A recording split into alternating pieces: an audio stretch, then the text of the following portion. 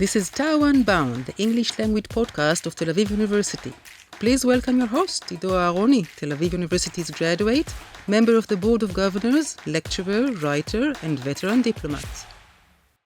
Welcome to yet another episode of Tau Unbound. I'm Ido Aharoni, your host, and it is my pleasure to have with us the lovely and charming Professor Illana Gozes. Thank you very much. It's my honor to be with you. Welcome to our studio. Let me just, for our listeners and viewers, say a few things about you. You are right now Professor Emerita at Tel Aviv University at the Faculty of Medical and Health Sciences. You are the director of the Elton Laboratory for Molecular Neuroendocrinology. And you're also a member of the Sagol School of Neuroscience and the Adams Super Center for Brain Studies. We will ask you about all those positions. It seems like, although you're at least officially Emerita, you're very, very busy according to your schedule. I'm actually busier because I'm also the editor-in-chief of Journal of Molecular Neuroscience that is published by Springer Nature, which is a very famous publisher, maybe one of the biggest in the world. And I'm also the president of the European Society for Neurochemistry. So I have additional jobs. Wow. And I'm the Vice President for Research and Development in Exonavis Therapeutics, and I will talk about it if you like. Yes, of course. The purpose of this conversation is to learn from you about what you do. We want to make your knowledge accessible to our audience because, a lot of great stuff is happening here on campus. And one of the reasons we're doing this is to make this really talent, people like yourselves, make your work, your knowledge more accessible to the people that follow the university and people that follow science in general. They don't have to be necessarily interested in this particular university. All they have to do is be curious. And so, tell us about everything. But let's begin with your own personal story. Before we started with this recording, you told me that your family originally came to Jerusalem many, many years ago. And so tell us about that journey. So actually, I'm not sure I should talk about it in a podcast. But the family of my grandmother, so the very famous Jew, the rabbi that came to Palestine in 1830, he was 20 years old, something like that. He originally came to the north and then he came to Jerusalem, but his name was Nachman Natan Coronel, and his books were actually sold in auctions. There is a Wikipedia story about him, but he is originated from a rabbi in Spain that who was the minister of finance of Ferdinand and Isabella. Wow. And gave the money to Columbus to discover America. And in 1492, he had to convert to Christianity, and his name was Rabbi Abraham Senior, and he converted to Christianity, and then he became Coronel from Crown. But some of his children converted back to Judaism, and this is one of my very famous origins. The other one is I'm also one of the Hasidei Karlin, if you know what I mean. So that's from my grandfather's side, from Rabbi Aharon Gadol. So that's quite a legacy. That's quite a legacy. And despite your roots in Jerusalem, you ended up here because Tel Aviv University is the best. I just fell in love with Tel Aviv University. So tell us about how you arrived at the realization that this is what you want to do in your life, be a researcher that studies nature, molecular neurology, chemistry, all those things that you... So actually growing up in Jerusalem, there was the Hebrew University, and many people, to be educated was the utmost dream. And I was always very, very interested in science. And my father was from Germany, so I forgot to say about his family. And he brought me a microscope when I was 6 or something like that. And he was he was an engineer, very, very interested in the science side. So I looked around, I wanted to understand how the radio works. And I was always curious about how life works and how also equipment works.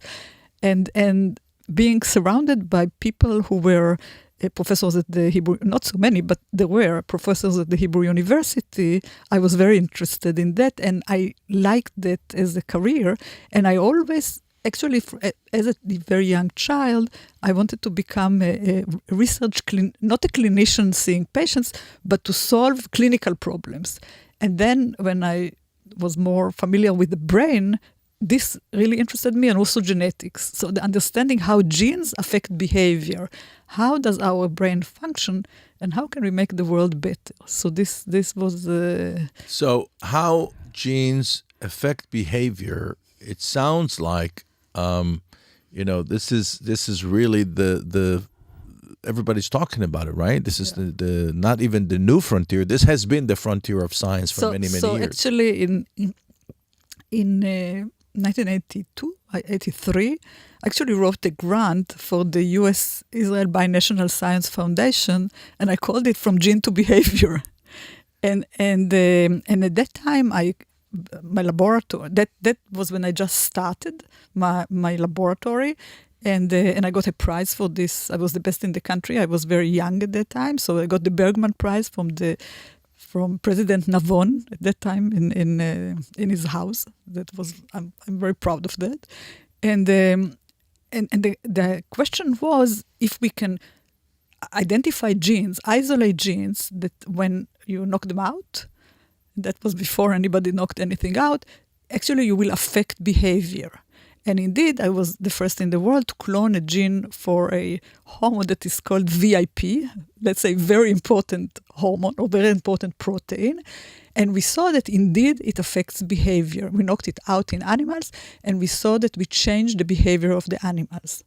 So this kind of led me into a more advanced understanding of the genes are indeed very important, and we know that, and affect behavior, and it's also the gene interaction, and this led me to stop me when I'm becoming boring. So this led me to try and see how does this VIP work, what other genes it regulates, and how does it really protect the brain, and what does it do, and then through that I actually discovered another gene that was new. VIP was known before I cloned the gene, or my laboratory cloned the gene, but then we discovered a new protein to science that was not known before, that we called activity-dependent neuroprotective protein, or in short, ADNP.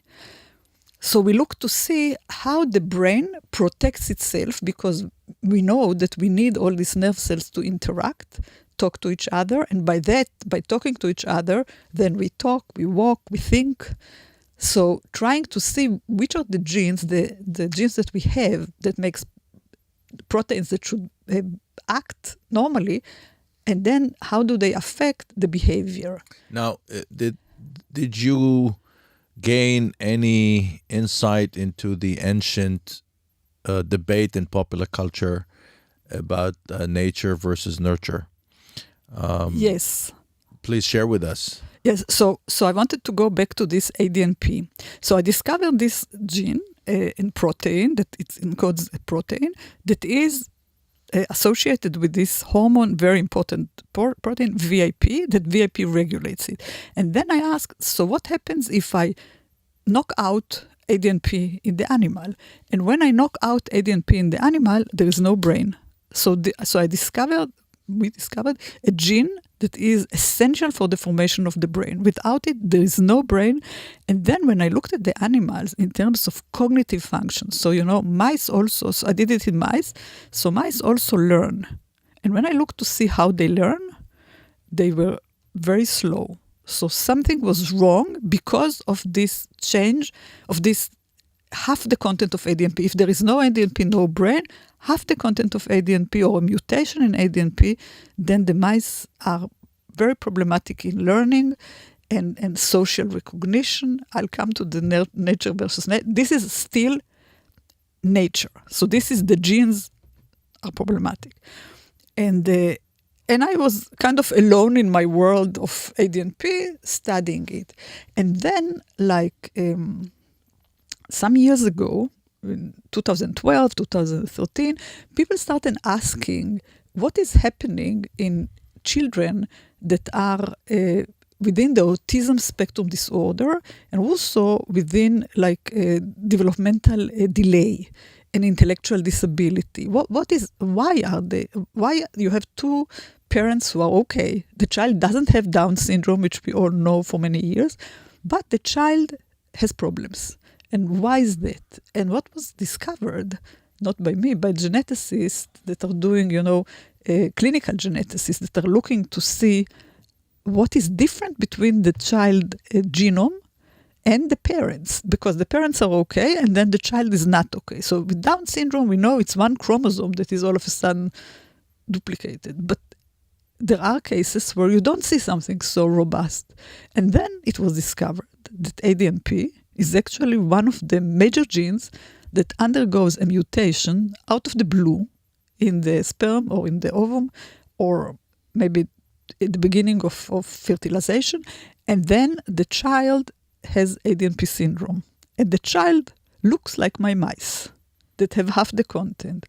And so, now, does that come from the parents or could come from the grandparents through the parents? No, it doesn't come from the parents.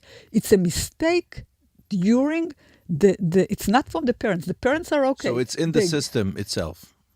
It's like when people get cancer and there is a mutation out of the blue that happens because of UV irradiation, let's say, because if people are exposed too much to UV, there can be a mutation and then there can be cancer propagation.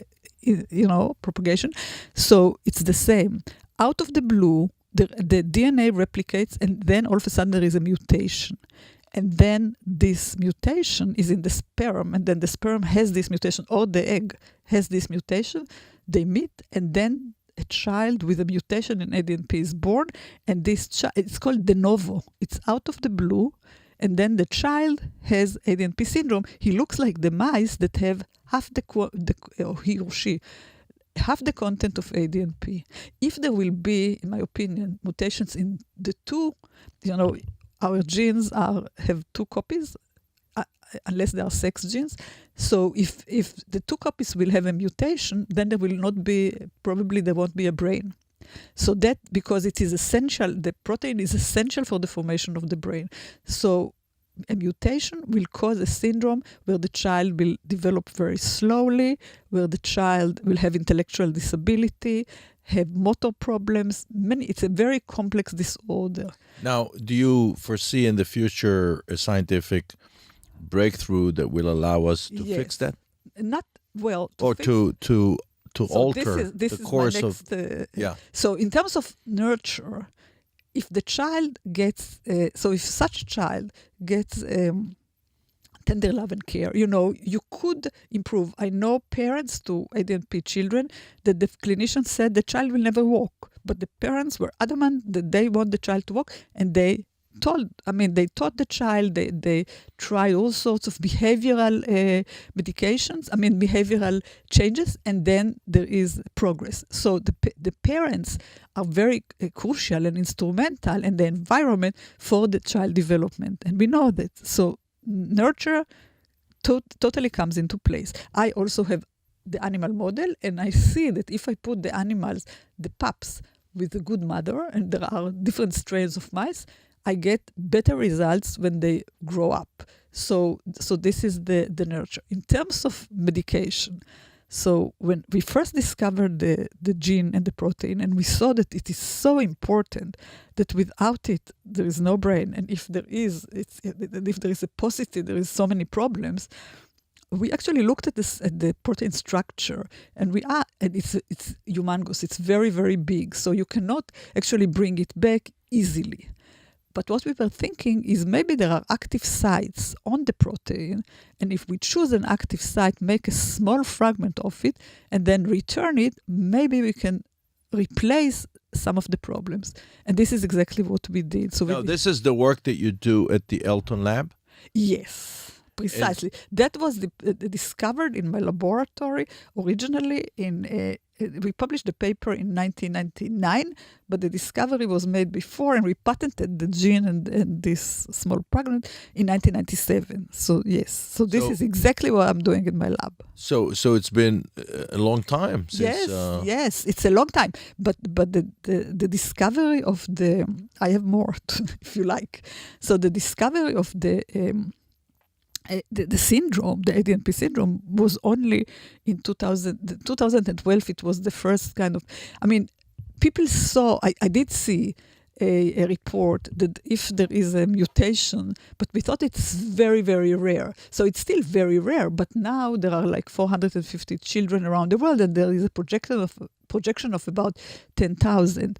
And the other thing is that this protein actually interacts with many different proteins and many key proteins that are also associated with autism, meaning that you can actually, maybe if you treat one, you will be able to treat another of a similar outcome. So what we found is an active site on the protein, and this active site on the protein can bring back some of the fundamental functions of this protein, which is mostly fundamental part of the activity is actually the interaction between nerve cells. So it works on the interaction movement of proteins inside the nerve cells, and also interaction between nerve cells. And this is what doesn't develop properly in these children, and also maybe dies early in these children. So this is what we are targeting it. And another finding that we had, and by the way, we call the drug candidate Davunetide, so this is the name. And what we also saw is not only can this mutation, the novel mutation, occur in the egg or in the sperm, we also saw that mutation, and this is called somatic mutation, so this happens during lifetime in the brain of Alzheimer's patients. So we saw in postmortem in Alzheimer's patients mutations in ADNP and other related genes. And these are actually associated with the development of the pathology of Alzheimer's disease. There is a pathology that is called tauopathy, tau deposits like Tel Aviv University. And as this pathology progresses, so does the cell death progress, and also the deterioration in cognition. So we actually have, from gene to behavior, we have a protein that is impacting cognition because it impacts nerve cell connection. So this is very, very critical for our brain function. And what we see is that Davunetide can correct some of these problems of brain cell connections, which are called synapses, by the way. So it can correct some of this. And that's when we bring it back.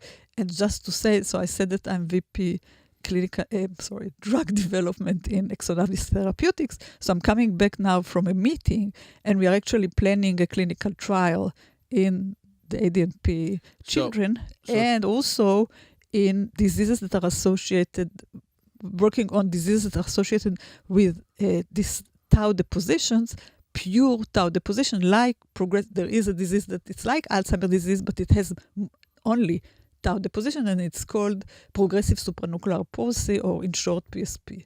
So now ask. Well, that's fascinating, and I'm sure that there's a lot more that you can tell us about your current work. But I'm interested in something that received a lot of publicity, especially in the Israeli media, about your involvement in the research that produced the ability to somehow indicate PTSD among veterans of the Army by examining their saliva. Okay, so I don't know if I got it right, but this is... got it right. Okay. And actually I got there also from ADNP. So like when I was doing my PhD, I worked on another protein, and my mother said that this is the only word I can say. So I know more words, but I know to say ADNP. But speaking about that, so actually I started on this interest in PTSD and post-traumatic stress disorder, and also in stress in general, because stress is also associated with like a risk factor for Alzheimer's disease. I forgot to say that I'm also in the Alzheimer Association of Israel in the scientific advisory committee. So I'm very interested in Alzheimer's disease because of the pathology and what I just told you. And I think that maybe also there is a neurodegeneration, brain degeneration, and you can protect. So depression is a major risk factor for Alzheimer's disease. And it's also, anxiety is also associated, with development, like neurodevelopmental disorders. So I was interested if my ADNP is associated with this kind, if when I look at my animal models, will I see differences in anxiety? Or when I expose my animal models to anxious-like situations, will the mice, if they have a paucity in ADNP, be more vulnerable? And indeed, they were. So this is something that I did, and I saw, and then I actually corrected it by a VIP-like hormone. And then I was asking, can this VIP-like hormone that is associated with stress be also a marker for PTSD in veterans? And can we take the veterans and kind of put them, like, not veterans, actually, soldiers, and look at them like ahead of time, and before we put them in the front line, not to put in the front line those that are very vulnerable, but like make sure that we put the right person in the right place to avoid so much PTSD. So that was the original thing, and also maybe finding ways, if we know that what's the problem and if we can diagnose it earlier, maybe we can also treat it. So that was like the general idea. Now I'm interested in the treatment part. So you're able to identify people who are more susceptible. So what we did, that's something that still needs to be looked at. What we actually did is, first of all, as I'm saying, we found it in the mice, and then we wanted to look for genes that are actually, I'm telling you the story a little bit long, I hope it's okay. So we wanted to find genes in human beings that will make them like resilient or not resilient, and also what happens after they have PTSD, what is the outcome. And so we decided to take saliva because it was just easier with these veterans from Lebanon war, actually. This was with Zahava Salomon, who collected all this, but it was a big group of people. I don't know, I don't have time so much to say all the names, but I'm very, very thankful to them. So we looked at we wanted to look at blood, but blood was difficult to take out, so decided to look at saliva. We took out saliva, we looked to see if we can see some human gene expression, and we ended up seeing a lot of bacterial gene expression. So apparently in our saliva, we carry the whole bacteria, all the bacterial species that you can think about. So then, together with excellent bioinformaticians and excellent psychologists, we actually looked at it as a whole. And what we saw is that there is like a signature to people who are suffering from PTSD in comparison to people who are not suffering from PTSD in terms of the bacterial population. And when we looked a little deeper, what we saw, so now treatment, so nurture versus nature, education, Tel Aviv University, actually will help you against development of PTSD. For example, so education and the bacterial signature of education was the opposite from this. So many more years of education, better protection against PTSD. Now, so this is very important. The other thing that we saw is also that the bacteria that were there associated with PTSD were associated like with reduced energy production. So if you can kind of and this can be actually repaired in a way also by what we eat. So the diet is let me ask you, because you're also part of the Sagol Center. Sagol School for Neuroscience. Does that have anything to do with the rewiring of the brain pathways? Yes. So when you say education provides more protection, Yes. against PTSD. Can you elaborate? Not only that, that's not that. This is what we found, but others found also that education is protective against Alzheimer's disease. So it's like they use it or lose it. So if you go and exercise and your muscle are in a better shape, then it's the same. If you Right. if you educate and you can educate yourself, then it's protective against Yeah. PTSD and against Alzheimer's disease. And as I said, depression is a risk factor for Alzheimer's disease. Right. And there's a whole bunch of people that wrote in popular culture and popular science Exactly. books about how the brain is like a muscle and should be Treated flexed like and it's not only trained. that. The other thing that we found that will change is that air pollution. So clean air. So air pollution would be kind of pushing towards PTSD. So clean air, good life, education, and probably what we eat is very, very important. These are all elements that we all know. And we control. Right. We all know we control, and we all know that when you go to sleep, your body actually regenerates energy, rebuilds the muscles. Also, so we had a clinical trial in progressive supranuclear palsy with Davunetide, and what we saw, so the women, what I should also emphasize is that I'm seeing great differences between men and women in terms of the brain. My God, this is not politically correct to say that. Well, it is politically correct because this is... I'm just kidding. I'm teasing you. It's very important actually to look, we are the same, but in terms of medicine, so also the medicine for the brain, we should differentiate between men and women because we are not exactly the same.